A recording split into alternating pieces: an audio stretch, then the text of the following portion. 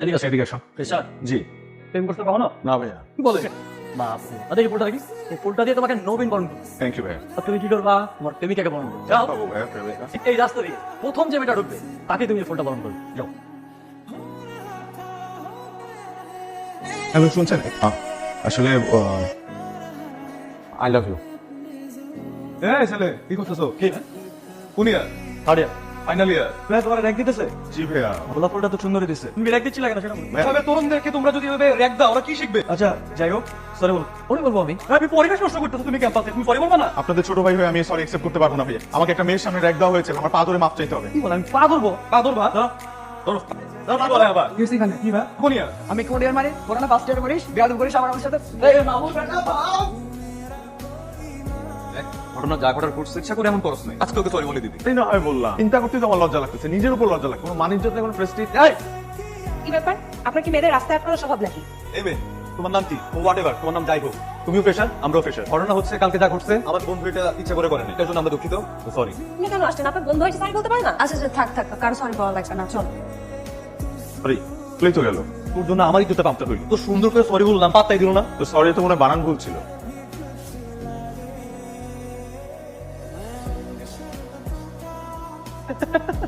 এই জ্বরতে ভাবে নামবে না রে, এর নাম তো প্রেম জ্বর। ফালতু কথা বলতেছে। সবকিছুকে হার বানাই দিস। প্রেমে পরে আমার কাবু হয়ে গেছে, 102 ডিগ্রি জ্বর চলে আসছে। তাহলে এখন কি লাগবে? প্রেমিকার নরম হাতে ঠান্ডা জল পড়তি। আচ্ছা, নামটা কি জানি? জানি না, কিন্তু জানি ওর রোল নাম্বার কত? 45। তো প্রেমিকাকে ডাক দিয়ে বলবি ও 45, এদিকে আসো। আমি তো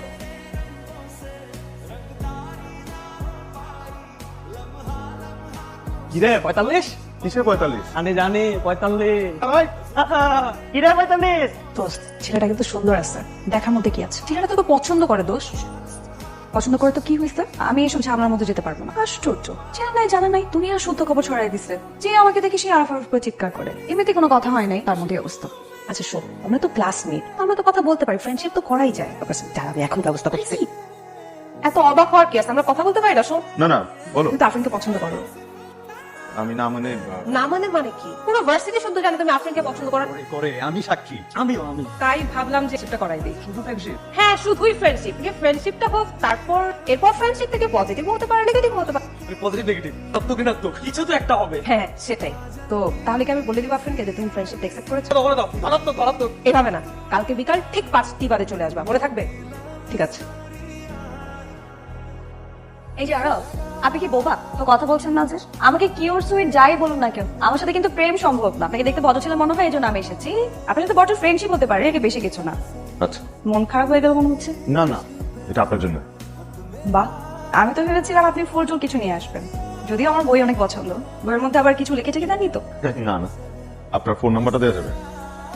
আর ফোন না তুলে বারবার ফোন করবেন না।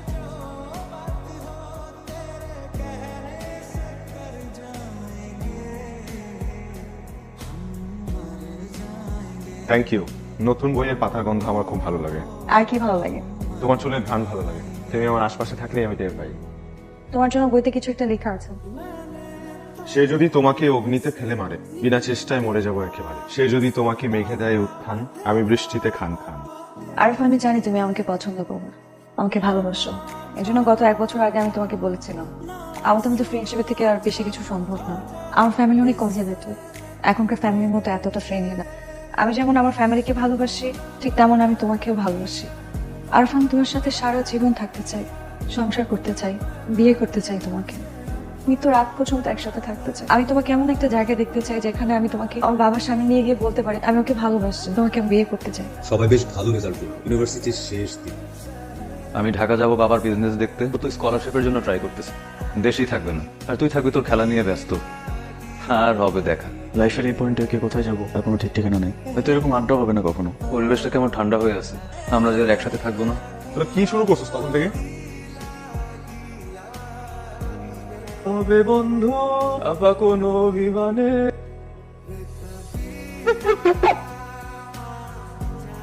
কে তুই ফোন ধরস না কেন? সকাল থেকে তোর কয়টা ফোন দিছিস, তুই ফোন ধরস না কেন? আচ্ছা সরি, আমি খেয়াল করি নাই। আমি কি এই মুহূর্তে আমার যে হ্যাপি আর কেউ নাই? তুই যেভাবে তোর ড্রিম দেখছিলি ঠিক সেভাবেই হবে। পরে ড্রিমস তোকে যে স্কলারশিপের জন্য জোর করে অ্যাপ্লাই করাইছিলাম সেটা হয়ে গেছে। You got your dreams man, you got your dream. Yes. Hello Afrin, Afrin, একটা গুড নিউজ আছে। কি ব্যাপার, তুমি কাঁদতেছো? ওরা বাবার পর বিয়ে ঠিক করছে। কি? আমার বাসা থেকে অনেক প্রেশার দিতেছিল, ছেলেপক্ষ আমাকে দেখতে আসছিল, জানতাম না। আমাকে পছন্দ করে রিং পরে দিয়ে গেছে। খারাপ, আমি আমি আমি কি করবার বুঝতেছি না। আমার যেখানে আসো, প্লিজ আসো না, আমি বিয়ে করবো না। প্লিজ তুমি আসো। বলতেছো তুমি এগুলা? কি দোস্ত, আরে ভাবে বললেই হয় নাকি? তোমার আফরিন, আমার বিয়ে ঠিক করে দেবে। আফরিন তোমার কথা আমাকে বলেছে। আমি আর আফরিন 2 বছর যাবত একটা সম্পর্কে আছে। একটা স্কলারশিপের জন্য অ্যাপ্লাই করেছিলাম, সেটা হয়ে গেছে। আমি 2 বছরের জন্য বাইরে যাচ্ছি। আসলে আমরা একজন আরেকজনকে অনেক ভালোবাসি। আপনি যেভাবে আপনার মেয়েকে আদর করে বড় করেছেন, ঠিক সেভাবে আপনার মেয়েকে আগলে রাখবো, আমি কথা দিচ্ছি। শোনো, প্রেম ভালোবাসার সঙ্গে বাস্তবতা ম্যাচ করে না। শুনেছি তোমার বাবা মাও নেই, বাড়িঘর ছিল না, এতিম, কখনো খালার বাড়ি মামার বাড়িতে থেকে মানুষ হয়েছে। তোমার একটা রুটলেস ছেলের সঙ্গে তো আমি আমার মেয়ের বিয়ে দিতে পারি না। আপনি আমাকে 2টা বছর সময় দেন। শোনা শেষ করে এসে আমি একটা ভালো চাকরি, 2 বছরের মধ্যে আমি ওকে বিয়ে করবো। একটু বিশ্বাস রাখেন আমার উপর। সরি। আফরিন, তুমি বলো কিছু, চুপ করে আসো কেন? ও কি বলবে? আমার কথাই ওর কথা, তুমি বুঝতে পারছো না? শোনো না, আরা শোনো। কি চিন্তা হবে? কথাই যখন বলতে হবে, তাহলে এতক্ষণ ভিতরে চুপ করেছিল কেন? তারপরে তোমার বাবাকে বললে না কেন যে তুমি আমাকে ভালোবাসো? খারাপ, আমার বাবার সাহস হয় নাই। সাহস হয় নাই তোমার? তোমার বাবা আমাকে কন্টিনিউয়াসলি অপমান করছে, একটা আমার মুখ ফুটে কিছু বললা না কেন? আমি এদিন দেখি কি আমি রাস্তার ছেলে? আমার কোনো ঠিকানা নাই, কিন্তু আমি সেলফ ইন্ডিপেন্ডেন্ট একটা ছেলে। পড়াশোনা শেষ করছি, টিউশনি করে নিজেটা চালাইছি, কারোর উপর ডিপেন্ডেন্ট হই নাই। এত কিছু করার পর যে মানুষটা আমাকে ভালোবাসে, এই মানুষটা আমাকে নিয়ে প্রাউড ফিল করবে, তা না আমাকে বিট্রে করলো। আর আমি তোমার সাথে বিট্রে করি নাই। অবশ্যই করছো তুমি। আর তোমার বাবা যে ধরনের আচরণটা করছে আমার সাথে, এখানে তো তোমার বাবার ফ্যামিলি ব্যাকগ্রাউন্ড নিয়ে প্রশ্ন করা উচিত। আমার বাবাকে না একটা কথা বলবা না। তুই ভুলে যাও না, এটা আমার বাবা। আমি আমার বাবাকে অনেক ভালোবাসি। আর আমি বলছি আমার বড় বোনের একটা ইস্যুর কারণে। That's none of my headache. ঠিক আছে, চলো সবকিছু বাদ, আজকেই আমরা বিয়ে করবো, চলো। তুই পাগল হয়ে গেছো? মানে কি, তুমি আমাকে বিয়ে করবা না? না, তুমি বিয়ে করবা না আমাকে? এভাবে কেন? একটু সময় নিয়ে সিচুয়েশন দেখে আমাকে বোঝার সময় দাও। দুদিন পর তোমার বিয়ে হয়ে যাবে, কি বিয়ের কার্ড পাঠাবো আমার কাছে? তুমি কিছু বলতেই পারো না তোমার বাবার সামনে। আমার আসলে না বোঝা হয়ে গেছে, বুঝছো? তুমি একটা বেঈমান, তুমি কখনো আমাকে ভালোই বাসো নাই। তোমার বাপ একটা বেঈমান, তুমিও একটা বেঈমান।